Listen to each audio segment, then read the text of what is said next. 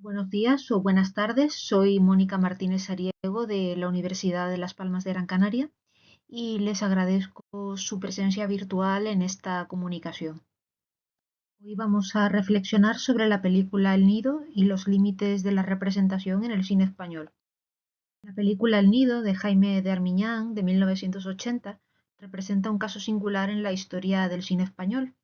Fue nominada al Oscar a la mejor película extranjera, ganó el Oso de Plata en el Festival de Berlín y fue objeto de una recepción crítica muy elogiosa en su momento.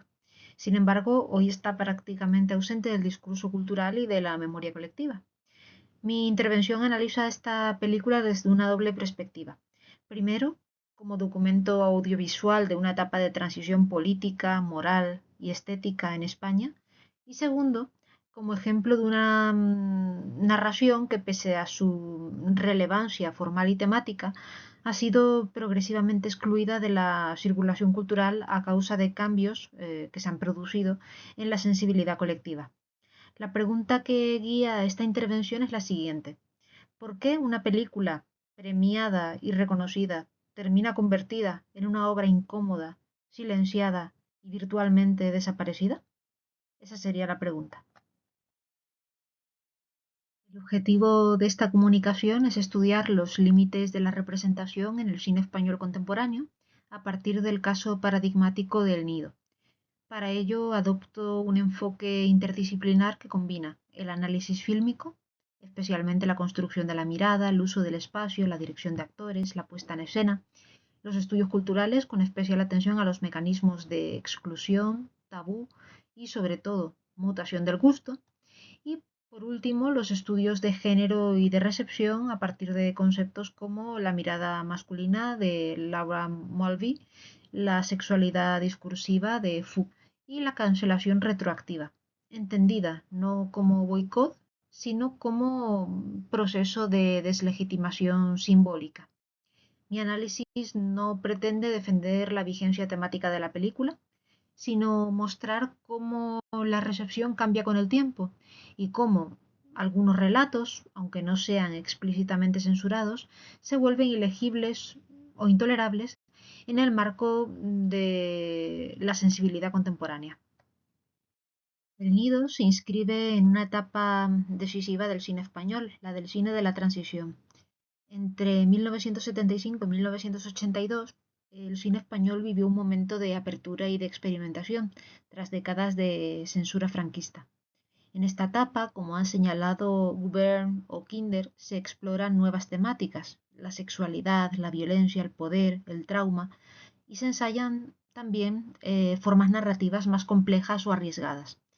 Jaime de Armiñán, con una trayectoria previa en televisión y en teatro, representa lo que se ha denominado una tercera vía estética.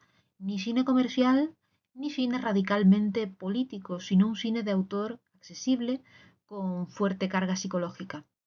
En El Nido, Armiñán pone en escena una tragedia íntima que apela a los afectos, los vínculos intergeneracionales y los límites en la representación del deseo. Cabe recordar que la película coincide con otras ficciones cinematográficas de la época que también indagan en relaciones conflictivas, a menudo de carácter intergeneracional, como Demonios en el Jardín, La Casa del Paraíso o incluso La familia de Pascual Duarte, con otros registros. Pero El Nido va más allá, al situar en el centro de la acción a una menor de edad como objeto de una relación moralmente, emocionalmente ambigua con un adulto. Vamos a abordar, como parte de una necesaria contextualización, el resumen del argumento, así como una breve caracterización de los personajes. Y lo haremos a partir de fotogramas. La película narra la historia de don Alejandro, un sesentón viudo que vive retirado en su finca, entregado a la lectura, al ajedrez, a la música clásica y a los paseos por el bosque. Goyita, una niña precoz, creativa y muy determinada, entra en su vida organizando una especie de gincana infantil para atraer su atención. A partir de ahí se desarrolla una relación marcada por la fascinación mutua, la admiración intelectual y una forma de afecto que bordea y hasta entra decididamente en lo romántico. Es importante subrayar que no hay contacto físico sexualizado entre ambos, entre los dos personajes. Sin embargo, el componente simbólico de la relación, la sumisión, las pruebas de amor, el lenguaje exaltado, la ruptura con el mundo de los demás, el mundo adulto, activan una lectura incómoda si nos acercamos a la película desde el marco ético actual.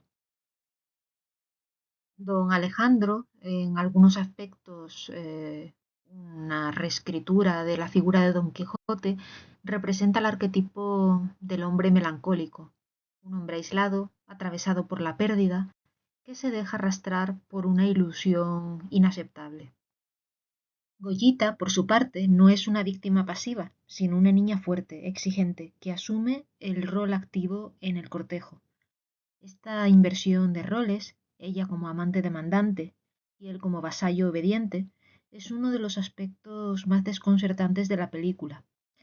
La relación Goyita-Don Alejandro, en efecto, es una relación de dama-vasallo, en que él la sirve y ella le exige sucesivas pruebas de amor, entre ellas que queme las ropas de su difunta mujer, que todavía conservaba, o finalmente que mate al muñeco, el guardia civil que tiene sometido a su padre.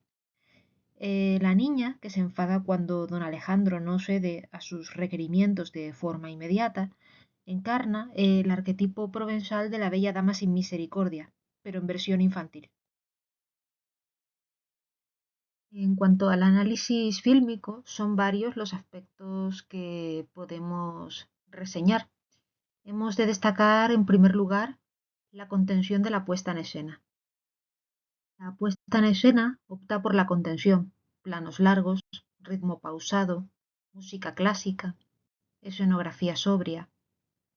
La cámara rehúye la sexualización.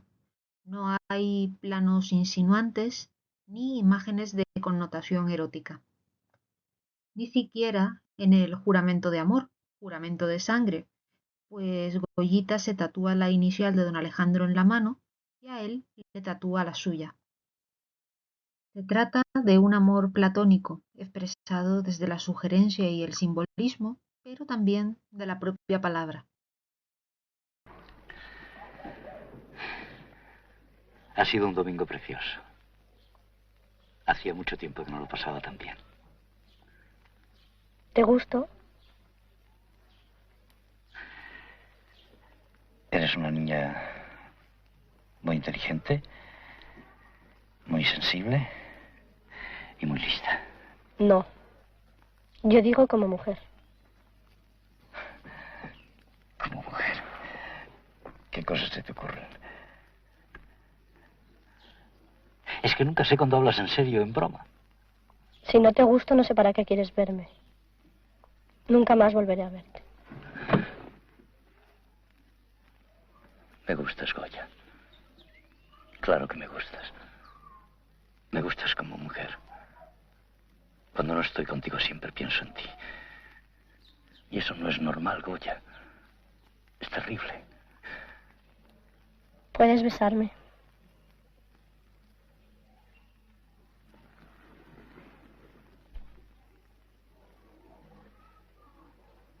Si te dicen algo malo de mí, no lo creas. Lo mismo digo.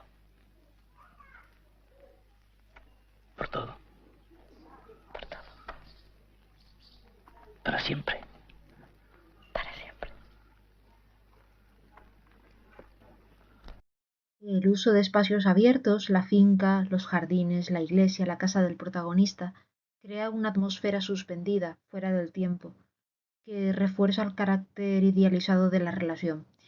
Veamos ahora un clip en que tanto la banda sonora, la creación de Haydn, como las imágenes contribuyen a transmitir este mensaje.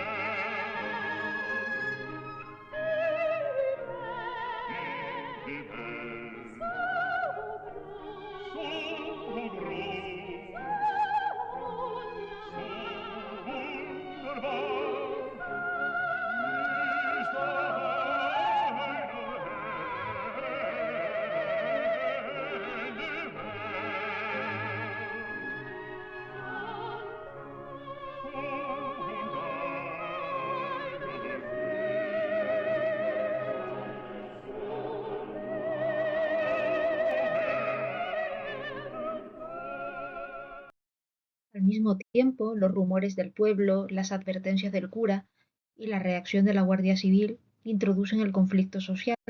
La comunidad observa, condena y finalmente interviene. Las murmuraciones llevan a que deseen separar a la pareja y Goyita pide a don Alejandro que mate al sargento La Moneda. Don Alejandro se niega, pero luego recapacita y reta al sargento a duelo. El enfrentamiento tiene lugar y don Alejandro es abatido. Cuando acuden junto a su cadáver, los guardias civiles se aperciben consternados de que don Alejandro solo llevaba balas de fogueo. La película acaba con Goyita acudiendo tiempo después a su tumba, donde conversa con él y le recuerda su juramento de amor.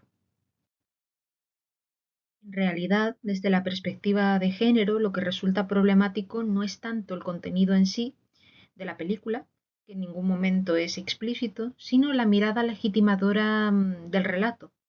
La narración no interroga moralmente al protagonista, lo presenta como alguien que sufre, que ama, que de hecho muere por amor, y esa representación que en su momento pudo parecer la de un hombre sensible, abocado a un destino trágico, hoy la percibimos más bien como una forma de blanqueamiento narrativo de una relación desigual.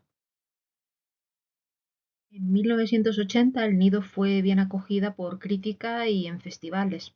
Se valoró su elegancia formal, la interpretación de Héctor Alterio, la naturalidad de Ana Torrent, pero hoy la película ha desaparecido del circuito de exhibición, de las plataformas, de los debates académicos incluso. No ha sido reeditada en formato digital ni tampoco ha sido objeto de exposiciones retrospectivas o de análisis retrospectivos. Su ausencia es más significativa que su presencia. Propongo interpretar todo este caso, todo este proceso, como un caso de cancelación retroactiva. No se trata de un acto de censura, porque no ha habido censura como tal, sino de una mutación de los marcos de aceptabilidad cultural. Lo que antes se podía representar con ambigüedad trágica, hoy se ha tornado inadmisible. No hay denuncia explícita, pero sí una omisión sistemática en este punto. Este fenómeno plantea una cuestión relevante para la historiografía del cine. ¿Cómo preservar la memoria de ciertas obras cuando el contenido se vuelve éticamente problemático? ¿Qué hacer con las películas que ya no pueden verse con los ojos del presente sin incomodidad o repulsa?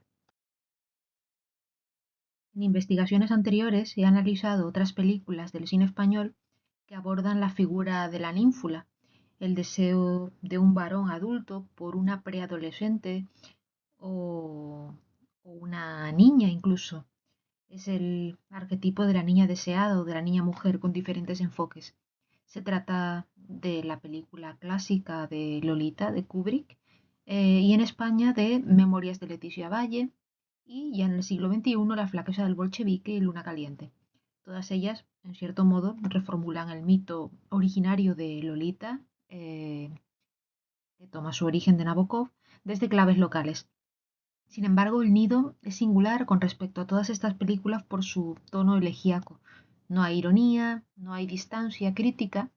La película pide al espectador que empatice con el dolor del adulto, que asuma su amor como legítimo, aunque sea imposible. Y es precisamente esa falta de distanciamiento lo que dificulta su recepción actual. En conclusión, El Nido nos obliga a pensar en la historicidad de los afectos y en la mutación de los límites de lo representable. Su olvido no responde a su calidad, porque se trata de una película de gran calidad, sino al cambio en los valores que determinan lo que puede mostrarse en pantalla sin escándalo. No se trata de justificar el relato, sino de entenderlo como síntoma de una época. Frente a los discursos polarizados sobre censura o libertad creativa, esta película permite reflexionar sobre el papel del cine como archivo de tensiones culturales. Obras como El Nido no deberían ocultarse, sino revisarse críticamente, con las herramientas que nos ofrece el presente. Solo así podremos construir una memoria audiovisual que no sea una mera sucesión de obras consensuales, sino también un espacio para la incomodidad, la interrogación y la autocrítica. Y bueno, esto sería todo por hoy. Muchas gracias por su atención.